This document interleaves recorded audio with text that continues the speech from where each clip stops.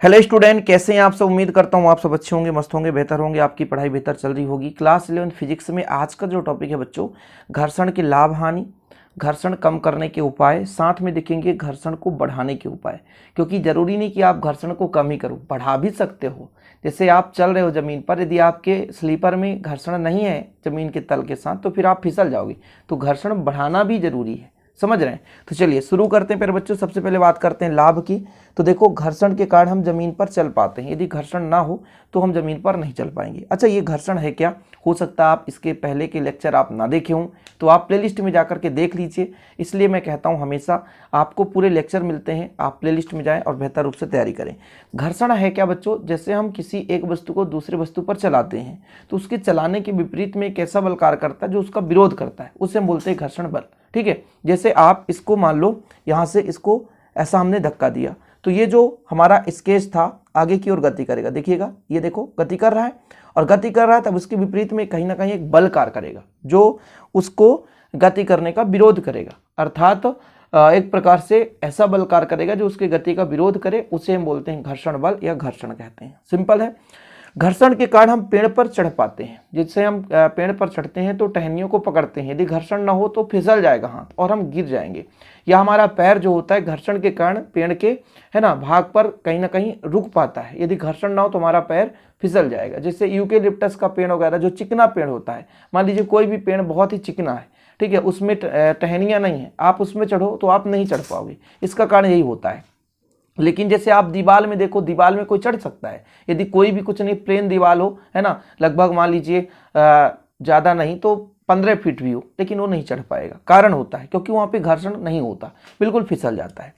घर्षण वाहन को चलाने के लिए तथा रोकने में हमारी सहायता करता है। जैसे वाहन, यदि आप टू व्हीलर में जा रहे हैं, जैसे मान लीजिए कोई भी बाइक में जा रहा व्यक्ति या साइकिल में जा रहे हैं, तो जब हम ब्रेक लगाते हैं तो ब्रेक लगाने से क्या होता है, घर्षण के कारण वो पहिया रुक जाता है।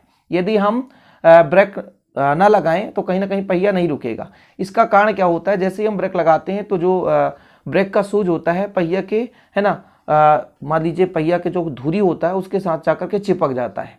ये हम बात करते हैं टू व्हीलर की बात करते हैं, बाइक की बात करते हैं।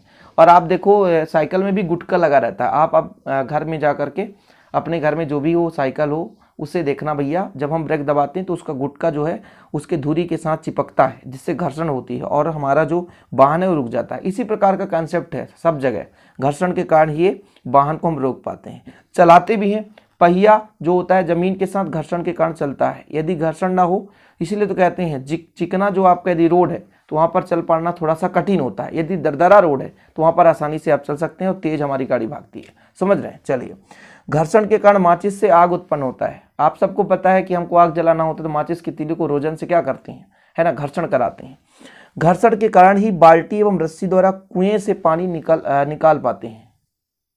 क्योंकि जब भी हम बाल्टी के द्वारा पानी बाहर की ओर निकालते हैं तो रस्सी क्या होता है, लकड़ी पे घिसता है ना, जिसके कारण वो बाहर की ओर आ जाता है।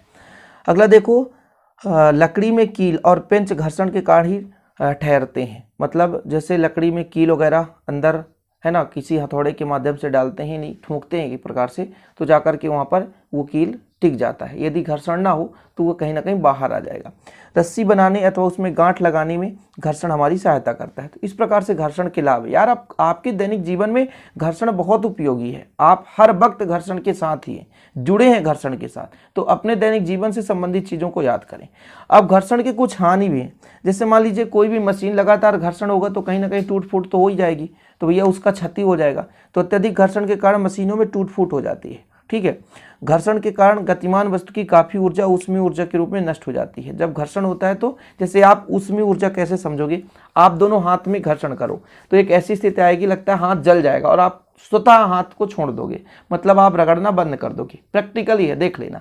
यानी एक वस्तु दूसरे वस्तु पर चलेगी तो कहीं ना कहीं घर्षण होगा, और घर्षण के कारण कुछ न जो हमारी ऊर्जा वो ऊष्मीय ऊर्जा में नष्ट हो जाती है। आप प्रैक्टिकल अपना हाथ, है ना, मान लेना और दोनों हाथ को रगड़ना। ऐसा होगा कि बीच में इतना ज़्यादा ऊष्मा उत्पन्न हो गया कि हाथ जलने लग गया, ऐसी स्थिति हो जाएगी। समझ रहे हैं।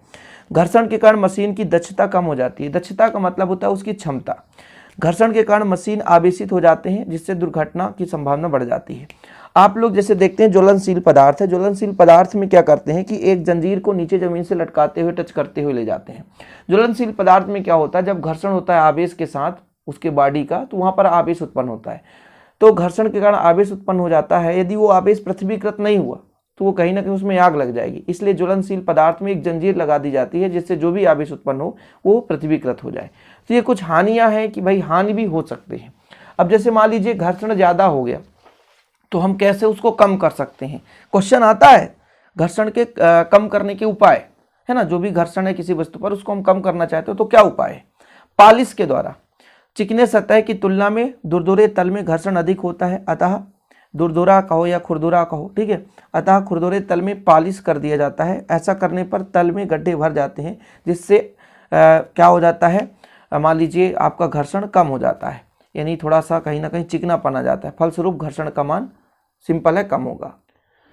कुल मिलाकर के कोई भी आपका मान लीजिए खुरदुरा सतह है उस पर आप क्या करेंगे, पालिश करेंगे तो थोड़ा सा वहाँ पे जो गड्ढे भरेंगे जिसके कारण घर्षण वहाँ पर मान लीजिए कम हो जाएगा। सिंपल है, ठीक। चलिए स्नेहक द्वारा, स्नेहक मतलब तेली पदार्थ कोई भी है, हल्की मशीनों में स्नेहक के रूप में कम श्यानता वाले पतले तेलों का तथा भारी तथा तीव्र गतिमान मशीनों में स्नेहक के रूप में गाढ़े तेलों या ग्रीस का उपयोग किया जाता है। ग्रीस करते हैं ना, बोलते हैं ग्रीसिंग कर दीजिए। साइकिल में भी ग्रीसिंग की जाती है। आपका जो पहिए का बीच वाला भाग होता है उसमें जो होता है ग्रीसिंग, जो बार बार धुरी में घूमता रहता है, ग्रीसिंग की जाती है। तेल वगैरह आप देखते हो कि साइकिल या आप गाड़ी की बात करो तेल डालते हैं क्योंकि घर्षण से वो ज़्यादा खत्म ना हो जाए। तेली पदार्थ क्या है, घर्षण को कम करता है। ज़्यादा घर्षण होगा जल्दी खराब हो जाएगा, इसलिए तेली पदार्थ है ना लगा देते हैं, जिस कारण से घर्षण थोड़ा सा कम हो जाता है। सक्रिय धारा रेखी आकृति देकर जब कोई वाहन किसी द्रव या वायु में गति करता है तो उसे द्रव या वायु के प्रतिरोध का सामना करना पड़ता है। इस प्रतिरोध को कम करने के लिए वाहन की आकृति सक्रिय या धारा रेखी बनाई जाती है। कुल मिलाकर के कहने का मतलब ये है, जैसे हवाई जहाज, आप सामने देखो हवाई जहाज, हेलीकॉप्टर या जहाज, सामने थोड़ा सा क्या होता है, सकरा होता है और पीछे चौड़ा होता है।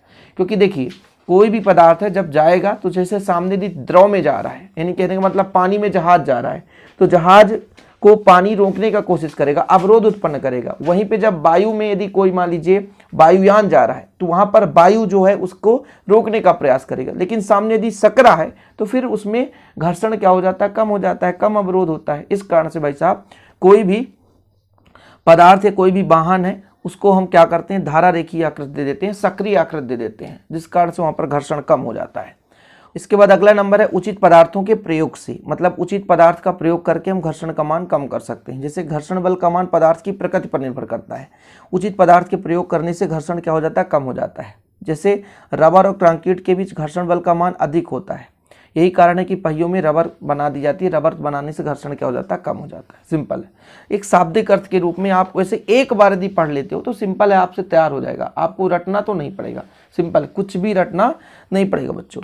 और घर्षण बढ़ाने के उपाय तो फटाफट देख लो। चिकने फर्श है उस पर हम क्या करते हैं, रेत या सूखी मिट्टी डाल दें तो आपका क्या हो जाएगा, घर्षण बढ़ जाएगा। वाहनों के टायरों में खांचा बनाकर, खांचा मतलब छोटे छोटे गड्ढे बना दिया जाए। जूतों के तलवों को खुरदुरा बनाकर, खुरदुरा बना दें मतलब छोटा छोटा गड्ढा कर दो, खुरदुरा बन जाएगा। मशीन के पट्टे पर चिपचिपा गाढ़ा तरल पदार्थ लगाकर घर्षण क्या कर सकते हैं, बढ़ा सकते हैं। तो इस प्रकार से ये घर्षण के बढ़ाने के उपाय हैं। अब इनको रटाना नहीं पड़ेगा, थोड़ा सा ये सब पढ़ने का एक सेंस है कि आप यदि पढ़ लेते हैं तो ये आसानी से याद हो जाएगा। ज़्यादा मेहनत करने की आवश्यकता ही नहीं है, मात्र आपको पढ़ना पड़ेगा। हाँ, जिनको लिखना है तो लिख सकते हैं, इससे डायरेक्ट आप लिख सकते हो। या कि नोट्स बनाना भैया तो नोट्स के लिए आप कांटेक्ट कर सकते हैं 9685299149, 9685299149। आप नोट्स ले सकते हैं, बेहतर रूप से तैयारी कर सकते हैं। चलिए मिलते हैं वीडियो के साथ। जय हिंद, वंदे मातरम।